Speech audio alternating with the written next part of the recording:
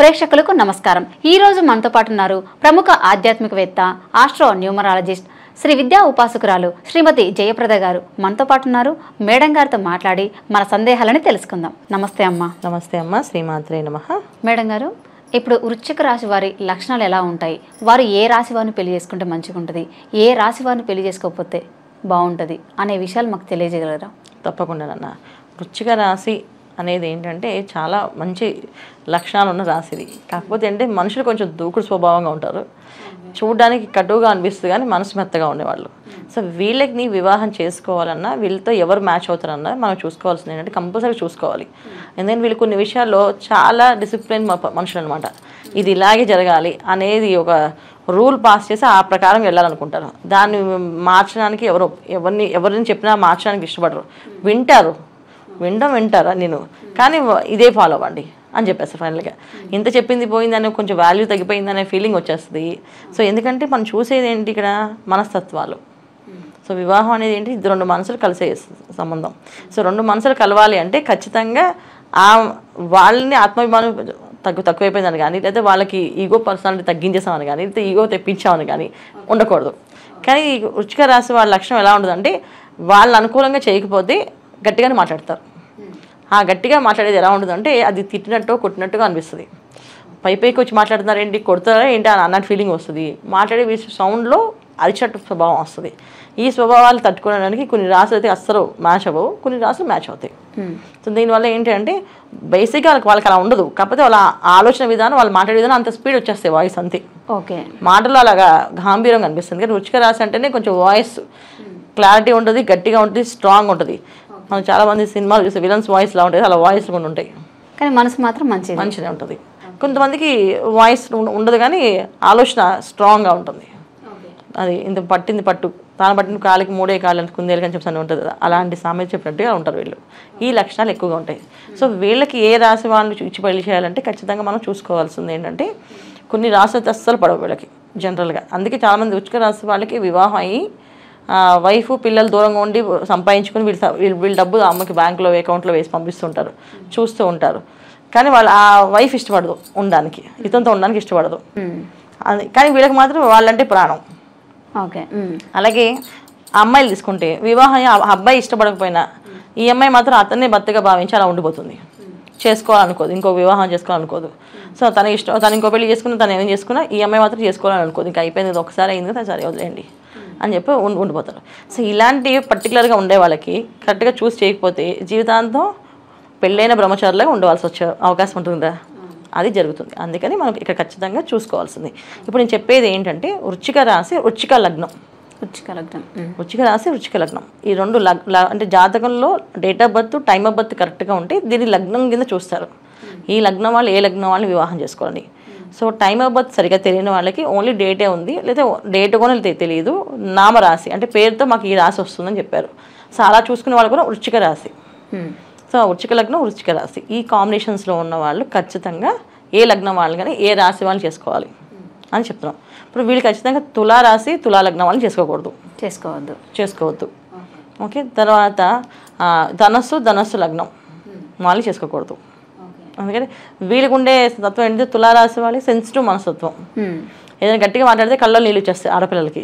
ఒకళ్ళు తులారాశి వృశ్చిక రాశి అబ్బాయిని, తులారాశి అమ్మాయిని పెళ్లి చేసుకున్నారు, ఆయన మాటలకి భయపడుతుంటుంది, ఎట్లా మాట్లాడాలో ఏంటో అని చెప్పేసి, లేదా అరుస్తుంటుంది ఆయన మీద రివర్స్లో. అంటే భయానికి ఇప్పుడు పిల్లిని గదిలో పెట్టి మనం కొట్టాలనుకున్నాం అనుకో, పిల్లి ఏం చేస్తుంది అంటే భయపెట్టిస్తుంది మనని.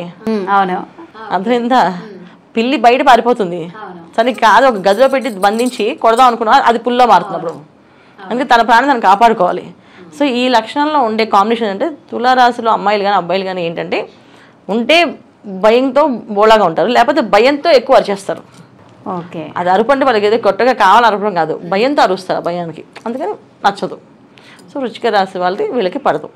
అలాగే ధనస్సు వాళ్ళకి పడదు. వాళ్ళ క్యాల్కులేషన్స్, ఈక్వేషన్స్ ప్రతిదీ ఉండాలి, కంపల్సరీగా ఉంటేనే చేసుకోండి ఏ పనైనా. సో వృశ్చిక రాశి వాళ్ళకి మాటల్లో క్యాల్కులేషన్స్ కరెక్ట్గా ఉంటాయి, చేతుల్లో ఉండవు. ఒక పద్ధతి మాట్లాడమనుకో, దాన్ని చాలా స్ట్రాంగ్గా రూల్స్ అన్నీ మాట్లాడతారు అండి. తర్వాత రూల్స్ బ్రేక్ చేసుకుని వీళ్ళే రూల్స్ అన్నీ తాత సార్ ప్లీజ్ అండి మీకు కాలు పట్టుకుంటా వదిలేయండి మమ్మల్ని అంటే సార్ ఆఫీస్లో, సరే ఓ అన్ని వదిలేస్తారు. ఓకే. సో ఇది డబ్బు తీసుకుంది, లక్షణాలు ఇవన్నీ మాట్లాడేది అన్ని పాయింట్స్ పోతాయి. సో ఎందుకంటే మనసు మెత్తగా ఉంటుంది, వాయిస్ అలా ఉంటుంది వాళ్ళది. కానీ ధనుసు రాశి వాళ్ళు అలా కాదు, మాటలు సౌమ్యంగా ఉంటాయి, పని కూడా స్ట్రాంగ్గా ఉంటుంది. ఇవ్వాల్సిందే నువ్వు ఇచ్చే వెళ్ళు, నువ్వేం చేస్తే నాకు కట్టేసి వెళ్ళు. ఇప్పుడు ఆఫీస్లో డబ్బు పోయింది అనుకో, ఆ డబ్బు కట్టేసి వెళ్ళు అంటారు అంతే, ఇంకేం చెప్పరు వాళ్ళు, అరవరు. కానీ రుచిగా వాళ్ళు అరిచి గోల్ చేస్తారు, తర్వాత కాలు పెట్టుకుని వదిలేస్తారు. ఓకే. అంటే ఇది ఎగ్జాంపుల్ చెప్తున్నా, ఇది భార్య భర్త మధ్యలో వస్తాను కాదు. కానీ వైఫ్ అండ్ హస్బెండ్ మధ్యలో హస్బెండ్ ఇలా ఉన్నా వైఫ్ అలా ఉన్నా ఇద్దరికి ఇబ్బంది కదా. సో ఈయన గట్టిగా మాట్లాడి సర్దుకుందాం అనుకోవట్లేదు ఇవాళ అమ్మాయిలు. ఒకప్పుడు అయితే ఖచ్చితంగా అనుకునేవాళ్ళు, ఆయన అలాగే మాట్లాడతారులే, నేను చెప్తే వింటారులే, చెప్తాలే వదిలే అని చెప్పి నాకు చెప్పుకోండి. చూడు ఇప్పుడు మీ అమ్మగారిని అనుకో, మీ నాన్న అరిచారు అనుకో, ఇప్పుడు మీ అమ్మగారు ఏమంటారు, నేను చెప్తాలేమో అని చెప్తే వింటారులే మీ నాన్న, నువ్వు వెళ్ళు నేను చెప్తాను చెప్తారు. సో ఆ కాలం కనుక నడిచింది. ఈ కాలం అసలు అర్థం చేసుకోవడానికి అంత టైం లేదు. అప్పుడు ఏంటంటే వాళ్ళ స్వభావాన్ని అర్థం చేసుకోవడానికి అమ్మాయికి అవకాశం ఉండేది. ఇవాళ అమ్మాయి బిజీ, అబ్బాయి బిజీ, వాళ్ళ స్వభావం ఏంటో తెలుసుకోవడానికి అవకాశమే లేదు. ఎవరు మటుకు వాళ్ళు సెల్ ఫోన్లో ఉంటున్నారు. సో తెలియదు. ఖచ్చితంగా ఏం చేస్తారు వాళ్ళు, మాకు నచ్చదు, సో మరీ మాస్లా ఉన్నారు వీళ్ళు, మాకు వద్దు అని చెప్పేసి ధనస్సు వాళ్ళు అనొచ్చు. తులా వాళ్ళు మాకు భయం వేస్తుంది, వీళ్ళతో ఏమో ఎందుకైనా సరే ఏదైనా గొడవల్లాగే ఉంది లైఫ్, వద్దు అని వదిలేసుకుంటారు. ఇది జరుగుతుంది, అది చేసుకోకూడదు. ఎవరు పడతారు ఇంకా అంటే మకర రాశి వాళ్ళు పడరు. ఓకే అండి. ఇటు మళ్ళీ కన్యా రాశి వీళ్ళు సెట్ అవ్వరు. ఓకే. సో కన్యారాశి పడదు, తులారాశి పడదు, ఇటు ధనస్సు మకరం ఈ రెండు పడవు. ఎవరు పడతారు, కుంభరాశి వాళ్ళు. ఓకే. కుంభరాశి వాళ్ళు పడతారు. తర్వాత మీనరాశి వాళ్ళు, మీనలగ్నం వాళ్ళు కాంబినేషన్, వీళ్ళు కూడా కొంచెం అర్థం చేసుకుంటారు.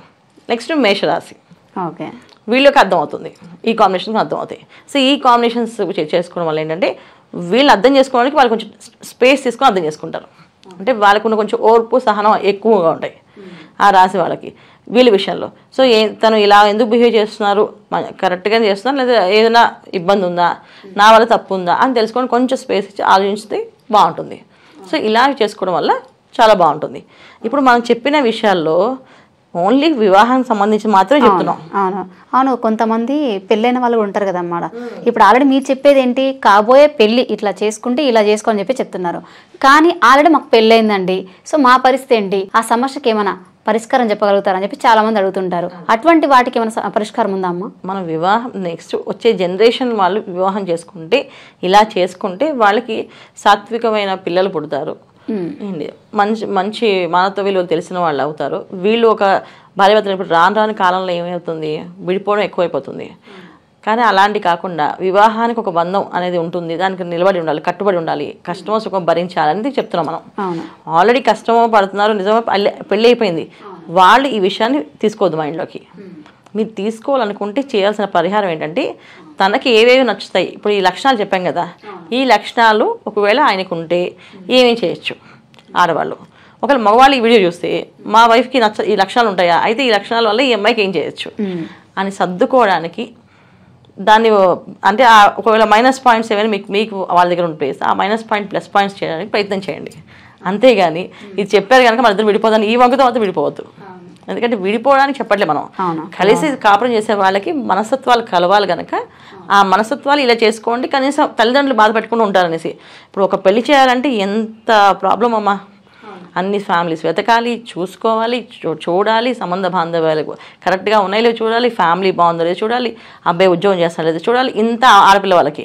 మగపిల్ల వాళ్ళకి ఈ అమ్మాయి మమ్మల్ని చూస్తుందో చూడదో, మా అబ్బాయిని బాగా చూసుకుంటుందో చూసుకోదో, ఇంట్లో అసలు వంట చేస్తుందో చేయదో అని వీళ్ళకి డౌట్లు. ఇంత కష్టపడి ఇంత వ్యవహారం అంతా ఏర్పరిచి వివాహం చేస్తే వీళ్ళు ఉట్టినే డైవర్స్ తీసేసుకుంటున్నారు. ఇటు మళ్ళీ రెండో సంబంధం చూడాలి, ఇక్కడ వీళ్ళకి రెండో సంబంధం చూడాలి. ఈ రెండు కుటుంబాలు మళ్ళీ ఇంత కలిసిపోయినంత మళ్ళీ విడిపోతారు. ఈ బాధలన్నీ ఉన్నాయి కనుక పర్టికులర్గా జాతకంలో మనం చూసే ఏవైతే పాయింట్స్ ప్రకారంగా వివాహం చేసుకుని 30 పాయింట్లు కలిస్తే 16 పాయింట్లు కలిసిన పెళ్లి చేసుకుంటాం అనుకుంటున్నామో, ఈ పాయింట్స్ విషయమే కాకుండా ఈ రాస్తత్వాలు అంటే లక్షణాలు, ఒక అబ్బాయి ఇలా ఉంటాడు, ఒక అమ్మాయి ఇలా ఉంటుంది, సో వీళ్ళిద్దరికి వివాహం చేస్తే ఎలా ఉంటారు వీళ్ళు అనేది మనం చెప్తున్నాం. అవేర్నెస్ క్రియేట్ చేయడానికి మాత్రం మనం ఈ వీడియో చేస్తున్నాం. ఇది తెలుసుకొని చేస్తే మంచిది, దానికోసమే చెప్పేది తప్ప చేసుకున్న వాళ్ళు విడగొట్టడానికి కాదు. ఇది చేసుకున్న వాళ్ళు ప్లస్లు మైనస్ ఆలోచించుకొని చేసుకోండి. తర్వాత వీళ్ళు ఎవరైనా చేసేసుకుంటే దైవారాధన ఎప్పుడు కూడా భార్యభర్తల మధ్య సమస్య ఉంటే సుబ్రహ్మణ్య స్వామి ఆరాధన కానీ లక్ష్మీ నరసింహ స్వామి ఆరాధన కానీ చేస్తూ ఉండాలి. చేస్తుంటే ఆ సమస్య తీరిపోతుంది. మంచిగా వృశ్చిక రాశి వారు ఎటువంటి రాశి వారిని చేసుకుంటే బాగుంటుంది లైఫ్ అనేది మంచి మాటల్లో మంచిగా చక్కగా వివరించారు. ధన్యవాదాలు. నమస్తే అమ్మ. శ్రీమాత్రే నమః.